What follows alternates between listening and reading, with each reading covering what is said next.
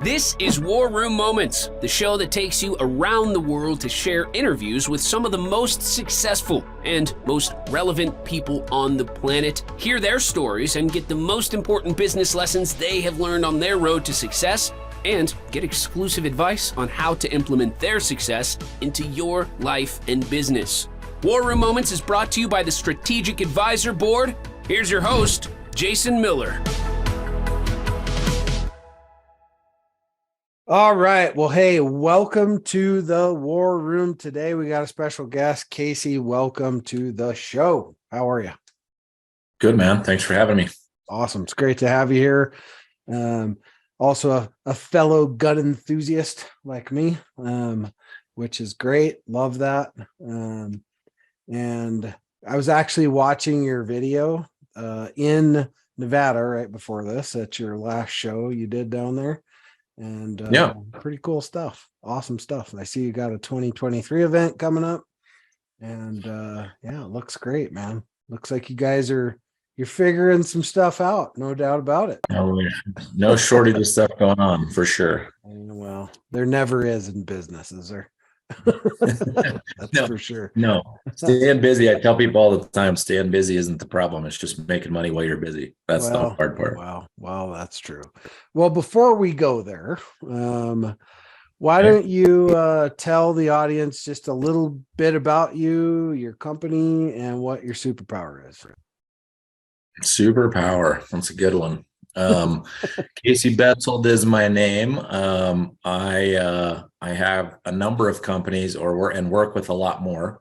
I have a company called Operator Coffee, the hat I have on. Mm-hmm. My wife and I own that business, and which is a coffee roasting business. And I have a company called Anteris Alliance, which is a networking company of veteran first responder small businesses, owned and or supporting small businesses that are looking for business help. And so business is kind of the flavor of the day as far as the stuff that we do. Yeah, good stuff for sure. Yeah. And so what's your history? Do you come from a family of entrepreneurs, business owners, anything like that? Take us through that journey. Yeah. Growing up, I grew up in a household with a stay-at-home mom and a working dad. My dad worked in the sawmill industry for a long time, about 25 years, I guess, and came up through a local sawmill business in Idaho, in southern Idaho, and then when I started high school, my dad had a business change, and they were making changes in that lumber and logging era. Sawmills were starting to close, things were starting to change, and so he ended up getting into started his own company and launched a construction business, building pole structure buildings and barns. And so all through high school, my brother and I worked with him doing that. And then I went off to college and went into the ROTC program. We went into the Air Force to go fly, and that was kind of that piece as far as the household growing up goes. Yeah. So you grew up in that. So how did was that a major influence? Or obviously you did service and all that stuff too. Yeah. Without question, it was an influencer because as a hard-headed teenage kid who knows everything, like we all did, I used to get super frustrated at my dad because we'd go from one job to the next job to the next job to the next job, and I kept asking him, well, why don't you hire people and run multiple crews at once so there's multiple projects going at once? And his answer was always, if I'm running my job and it's just me doing it, I don't have to babysit other than you guys here every day. And I can plan out my job. So when it's elk season, I can go elk hunting and not worry about it. That was his whole methodology. So if I can make enough to provide for the household, and I can schedule out the things I care about in life, which for him was going elk hunting every year, then I can scale the business that way. And as a kid, I was super frustrated by that because I go, there's so much more ability to go make a living and have more jobs going, have more people working for you to generate, kind of a small empire kind of thing.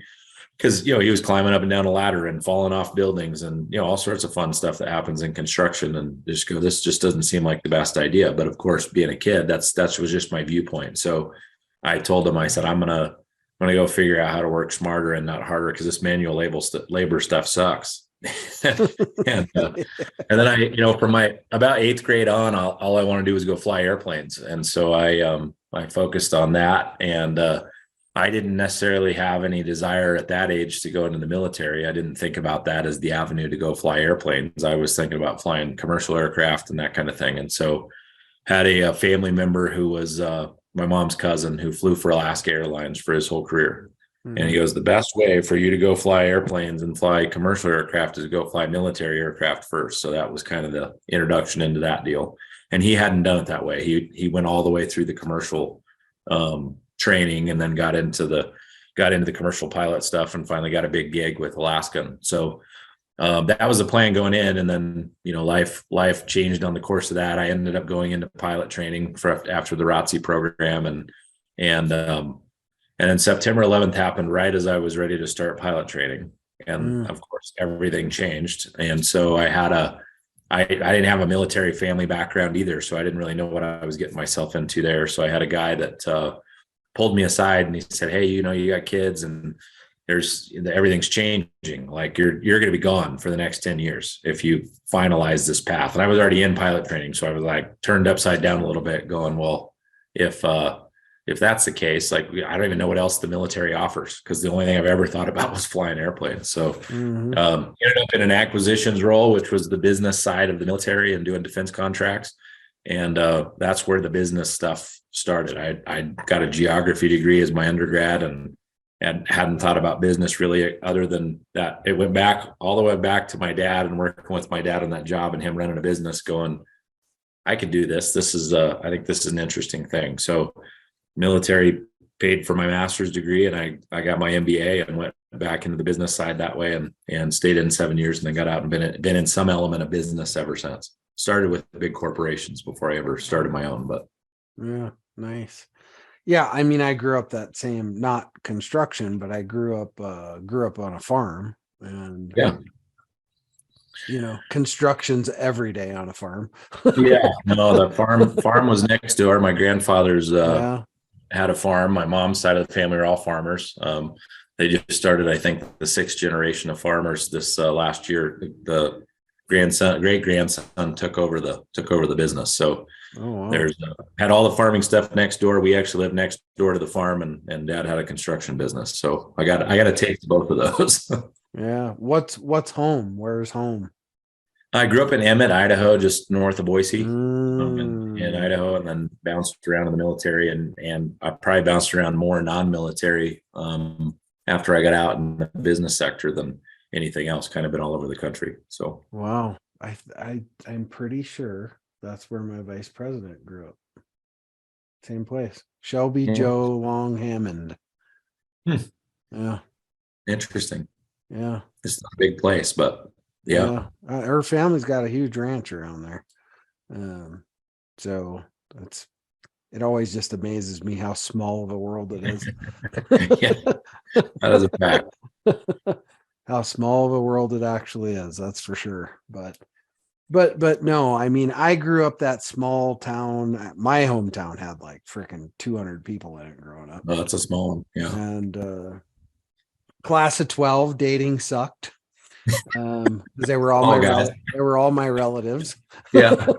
I think I had 22 cousins in school at the same time I was in school. Right. Our school was a little bigger. It was that town of 5,000 people when I was a kid, but I had a lot of family in town for sure. Yeah, we had to drive 12 miles away to look for companionship. Yeah. And that was the competing town of everything. So yeah, lots of fighting and all that good stuff, man. Sure. Small town rivalry, and everybody knows everybody's business, and ain't no secrets in a town that small, man. No, for sure. Victoria left them all somewhere. Yeah, for sure. Well, gosh, how did you end up getting into this world of pulling all these companies together and creating this like massive, really awesome machine that you got going? Yeah, damn cool. It's been a lot of fun. actually, but yeah, there was a journey to get there, of course. Working in the defense contractor world, the reason I got out of the service was because of the just everything moving so slow, so so political and so bureaucratic, and you're working with taxpayer dollars and you're trying to do your best to be a steward of them, and you find out how that system works, and it gets frustrating. And I've always been really aggressive, driving, passionate about what I do, grab everything, with both hands and kind of tackle it. And so it was really frustrating for me to watch how the defense contracting space worked. And from the program management side in the Air Force, it was a challenge. I worked in the nuclear missile sustainment program, is what I did most of my acquisitions projects in, I learned a ton doing it. It was really, really interesting. And had some good friends along the way that I learned a bunch from. When I got out of the service, I went to work for ATK, which doesn't exist anymore, but it's now Vista Outdoors and Orbital on the space side. So they kind of split segments. But I started on the space side, actually working in a missile system stuff, similar to what I was doing on the military side initially. I was there a short period of time. Now you're working for a mega corporation, multi-billion-dollar company. So that was an education all in itself, as to where I didn't feel like it was incredibly different from the military side, because it was big and it was slow and it was bureaucratic and political and all the same stuff. So it looked the same, just a different outfit every day. So I had an opportunity to swap into the sporting goods side of ATK, which is now Vista Outdoors, and really got into a scenario that I didn't ever expect to be in, which I started in international sales, and I started traveling all over the world doing gun and ammo and accessory sales in markets all around the world. I had Asia and Australia, New Zealand as my territory, which was really interesting, because in the military, I never left the country. So a lot of people get in the military to go see the world. I never left the country. And then I got out of the military and then, had this international job. So I went from there to, I was with them about 5-6 years. It's just a big corporate atmosphere. And the issue I had in the military was the same issue I was still having, which was, just the politics involved in a big corporate business structure. And so I went from there and thought, well, if I go to a family-owned business, maybe that'll be different. So I went to work for Beretta. Beretta was a bigger challenge in a lot of ways, because there was family dynamics going on within the Beretta family and who was competing with who. And there's two brothers that kind of compete with each other. So we were all kind of the products of that. So that was a challenge in a different way. But I learned a ton about the firearms industry there, because I was heavy on the ammo side and in ATK, and then got into the firearm side. And then I spent some time with Fiocchi, which is another ammo company, lived out in Missouri and worked at the U.S. facility, and ran the sales team there, and had a heck of a good time in that company. And it was moving towards being sold, and so we were moving towards the corporate space. So it started out really great, and then shifted toward the corporate side of things. Kind of in the midst of all that, between jobs and just really frustrated with the corporate environment. I had a guy tell me that one of my international customers, actually, he sat down with me in the Philippines and he said, the problem isn't them, it's you. And I was, of course, taken aback. Like, what do you mean? Like, what? I'm working my tail off for these companies trying to do a good job. And he goes, that's not what I mean. He goes, you're not wired for the way that the corporate environment works. He said, you need to do your own thing. And he goes, it's going to be really scary, but that's really where you're going to find happiness. And I thought about that, and that was before Fiocchi. So I went, and I went into another job and thought about it for a while, and started a company called Anteris Alliance, 6 years ago, with the thought process of just working with small companies, guys that were getting out of service that had a really cool product idea, and didn't know what the heck to do next. It was like, hey, I served for 20 years or 30 years, and there was this hole in the market, and I caught this really cool product idea, and I don't know what to do with it. I don't know how to do supply chain. I don't know how to price and programs. I don't know how to put my product on the shelf. I don't know all the things I don't know, in other words. But the thing that they all had in common, being service guys, is that they didn't have any problem with the workload. So yeah, jump in and grind it out and figure it out, network. find a team of people, but they also, in some sense, felt lost to some extent, going, well, I had all these people around me in service. Now I don't. I'm kind of on my own trying to figure it out. So what the whole network concept was, that military environment concept of everybody brings something to the fight and we all help each other out. And we all kind of know that we're in the same boat doing different things. It was never meant to necessarily be focused in the outdoor industry, but because that's where I'd come from, a lot of folks, it's heavy there. So we did that. And one of the members of the Alliance was Operator Coffee, which was a young Air Force operator and his wife that started the business out of Texas. And as they started their family, decided that this was too big of an undertaking to do with starting a family. And so they were getting ready to just turn the business off. They were a couple of years into it.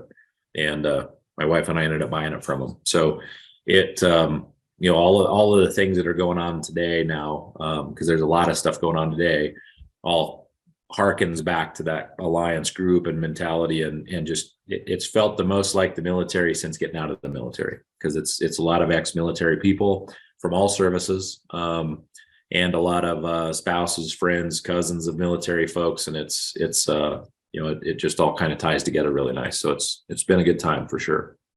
Yeah. Well, it's always the making of your own empire, right? To go Right. go back about 13 minutes ago. Yeah, right. When you made that comment about your dad, right? Yeah. Saying, Yep. why can't we just expand and you can create an empire, right? So Yeah. it's like you ate your own dog food there, right? So Yeah, for sure. For sure. Well, and then you learn, then you look back on that and you go, Dad had something that he understood in keeping life simple. That's what worked for him.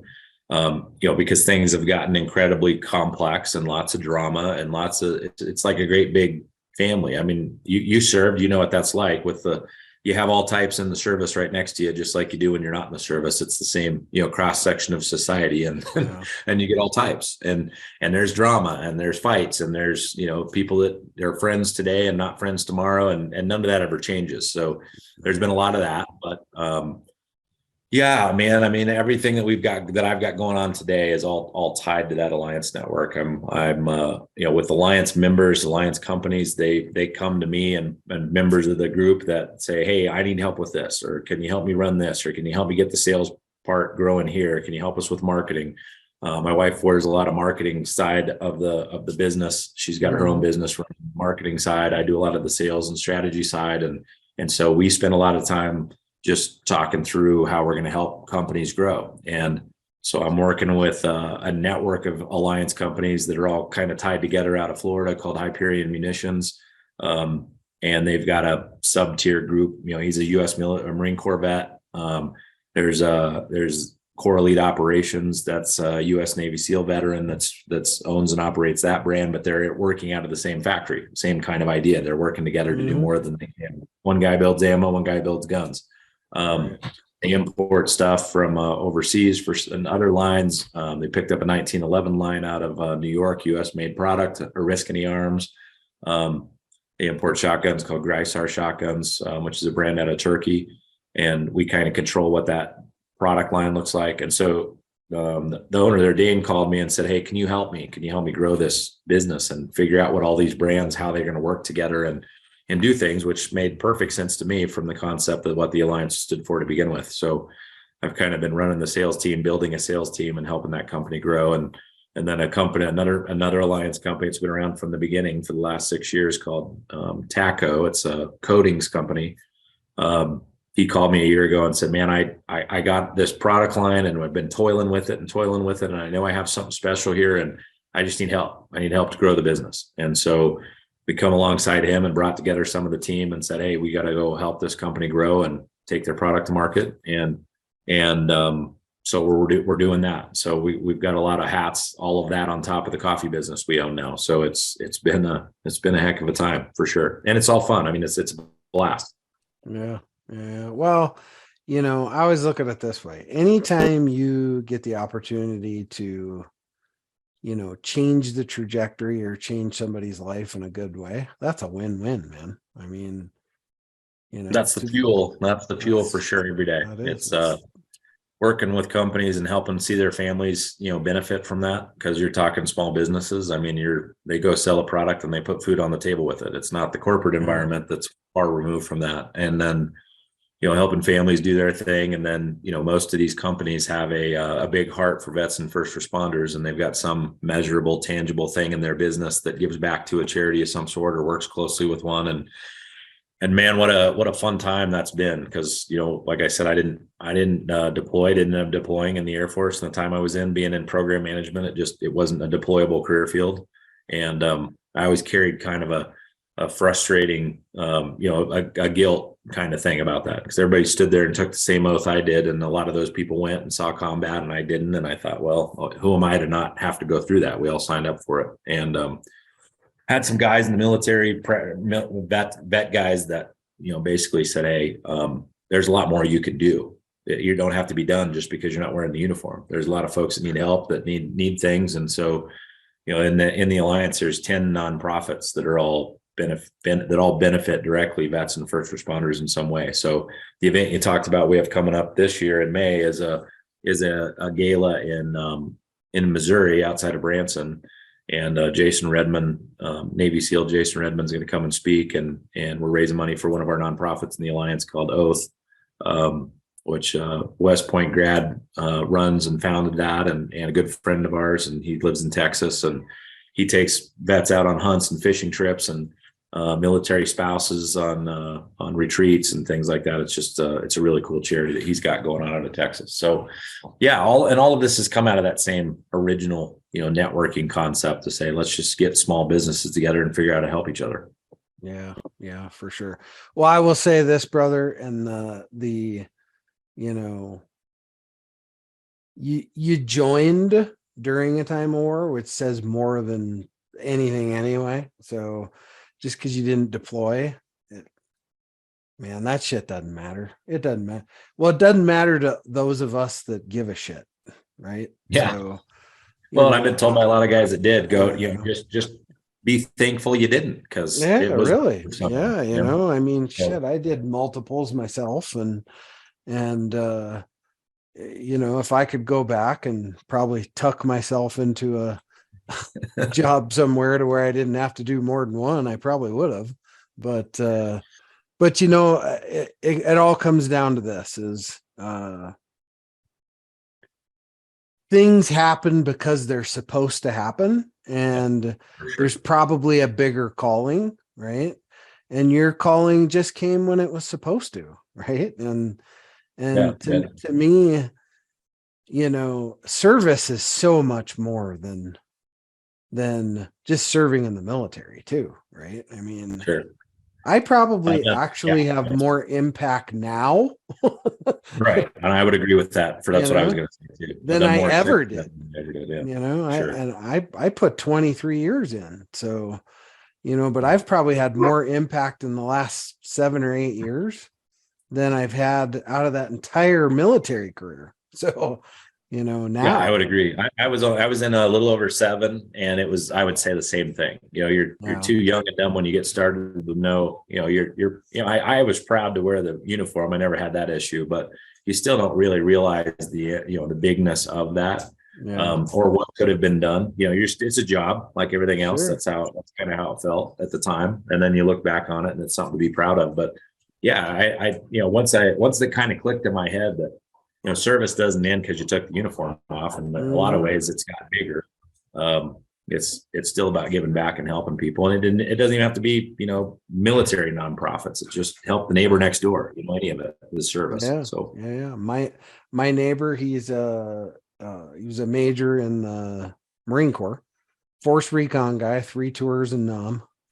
Awesome. And he's 81 now, and every Monday night I go over there, and we have a shot of bourbon. We smoke a cigar, we drink a beer, and watch the football game. Right now, my wife is like, so football's over. So what are you guys watching now? Cheerleading? Right. But hey, those guys are those guys are few and far between these days. It's that's stuff that you'll carry with you forever. That's awesome. Yeah. And the point of that whole relationship is that, he has nobody. I mean, literally his son lives in Virginia. It's his only child. His wife's passed away, and there's nobody up here but me. Right. So, Yeah.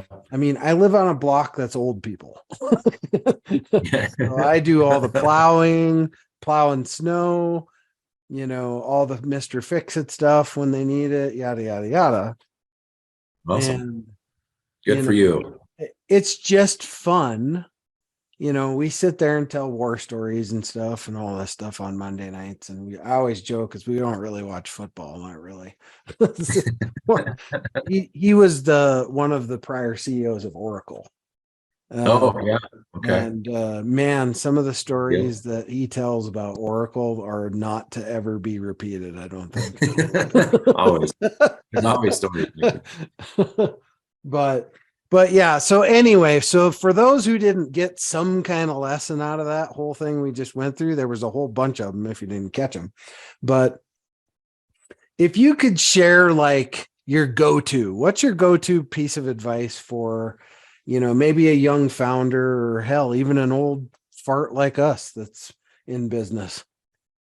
I don't think it matters what age you are. I mean, there's an energy thing for sure in the age difference, but for the most part, I mean, somebody that's starting a company, I've worked harder to make less money as a business owner than I did when I was working in the corporate side.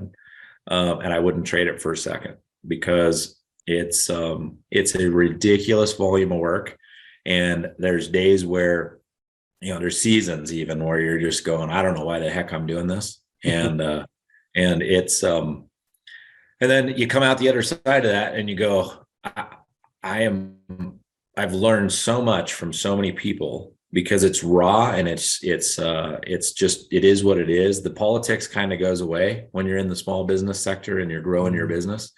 A lot of that big bureaucratic stuff goes because you kind of go, well, yeah, I made it up this ladder and I'm sitting in an office and I'm making a lot of money and I'm going to shows and I'm eating fancy food and I'm traveling all over and somebody else is paying that bill. And you get into that trap of feeling self-important. And the second you swap over and you start to run your own company, you realize that how easy you had it over there and how spoiled you were because there's, somebody sometime back in history started that company as a young company, went through all that grind to get it to the point where you can just get a nice paycheck. And it's not that I was never busy and I worked hard and I learned a lot doing it on the corporate side, but the workload and the lessons and the friendships and the reality of the grind are so raw here. And so, I mean, the big piece of advice from saying all that is you just don't quit. That's the only way to succeed is you just don't quit. And you look around and you take stock of the stuff and the people that you met and the things you've done. And it's worth so much more than chasing after a dollar that ain't going to be here when you're gone. So, that's kind of where I sit every day. I've made a lot of money in my career and I'm, now I'm working 3 young businesses, small businesses. That's, you're back to kind of looking at paycheck to paycheck for a while and you go, how did I get here some days? Because it could have been so much easier, but when I evaluate it and I look at myself in the mirror, I go, I wouldn't trade it. I wouldn't trade it for a second. Yeah. I think if you ask most people that, you'd get the same answer. And it's because once you get a taste of freedom, right? Yeah. It's about the taste of freedom, right? It is. Because everybody can live on less, no matter what, right? And then once you get that taste of freedom, there ain't no going back to that shit. No, it's a whole lot harder to be dragged back out of it. I mean, that's a trade. I mean, it is, you're spot on with that. It's I can get in the truck and go anywhere I want tomorrow on my schedule and book a meeting where I want to book it, meet who I want to meet with. And that's worth a lot of dollars. It really is. Yep. Time is the one thing. It is the great equalizer. For sure. I agree with that. Right. And can't make more of it. So you better make the most of it. For sure. Great one. Like Comes that one. down to that for sure. So, well, hey, where do you want people to get a hold of you where they can help you make an impact? I think that Anteris Alliance, we got a website for that. Everything that comes through there ends up with me eventually. Operatorcoffee.com gets to me also. Okay. We've dropped the coffee's blowing up, and that's starting to show up in a lot of places. And so that's been a fun project for us. And either way, people can track me down and find me. With the gala coming up, we're still looking for sponsors and donations and stuff to help do that. 100% of the proceeds are going to go to Oath Alliance, is keeping $0 out of that. It's just something we want to do to have a charity event every year. So we're seeking some ticket sales on that still. A few of the tickets are sold. We got a few more to move. But yeah, it's pretty easy to find me. I'm not hard to find these days. We should all be not hard to find. That's for sure. So best to be an open book most of the time, for sure. Yeah, for sure. No doubt about that. Well, hey, in closing things out, I always kind of like to explore this last question. And that is, if you could have invited anybody here today to either listen in or join us in the conversation, dead or alive, any point in time, doesn't matter, who would have you loved to have here and why? Man, that's a hard one because there's so many that come to mind. When I get asked the question about kind of the idol in my life, or the person I looked up to, or the person I like to have, to sit and talk through things with, it always comes back to my dad. Because he worked for the corporation. He had the small business. I've spent a ton of time with him in my life, and I'm thankful for that. Still got him around. We still hunt every season together, and he's the guy. It's my wife and it's my dad. Those are the two people I really kind of confide in on a regular basis with what's going on today or running business problems by, and both of them equivalently are engaged enough in what I have going on the business side. My wife and I do most of it together, so she's in it with me. But when she needs a break from hearing the same stuff for me over and over again, then I call my dad and we talk. So, and I've been the Alliance has brought my folks into it for a long time. They're pretty much out of it now and retired as of last year. But for 4 or 5 years on the front end, they were right there going to the shows with us, and it was cool. It was a really cool time. So I always kind of default to that one, I guess, when I'm asked a question similar to that. Yeah. Wow. My old man was a huge influence on me growing up. My dad was a non-vet. He was an infantryman. And, so I grew up with the GI Joes and always sneaking into the basement and grabbing his OG 107s and putting those on. And couldn't convince you to go to a different service, could he? Yeah. Well, what's funny is he didn't really convince me of anything, right? If anything, he was like, don't do that. Right. Yeah. That's what was interesting. That's what's interesting about it to me, is that not only was it, did you do it, but it was the same service. Cause we used to, I went back as a ROTC instructor just before I got out. And so I was dealing with a bunch of college kids and going through the ROTC program. And we used to joke all the time that our best recruiters on the planet were Army dads for the Air Force. Like, go serve, go do that. But you should do the Air Force, not the Army. Yeah, no. I mean, my dad really didn't want me to go in the military necessarily. I can understand that. Heard a lot of those. He didn't say, necessarily come out and say, don't do it. But, I went to MEPS, took the ASVAB, did all that stuff. And then it was different because they were looking for infantrymen, right? So and my dad said, go be a truck driver. At least if you do that, you can come out with a skill, right? Yeah. So I go do all that. I didn't know anything about what was a good score, bad score, any of that stuff, right? And so I sit down and he goes, what do you want to do, son? And I said, well, I want to be a truck driver. And he goes, nope, you're too dumb to do that. No, that doesn't sound like a military response. He was like, you're way too dumb for that, son. I got airborne infantry ranger for you. I was like, yeah. Well, what's that? You're going to love it. Trust me. That's pretty much what he said, right?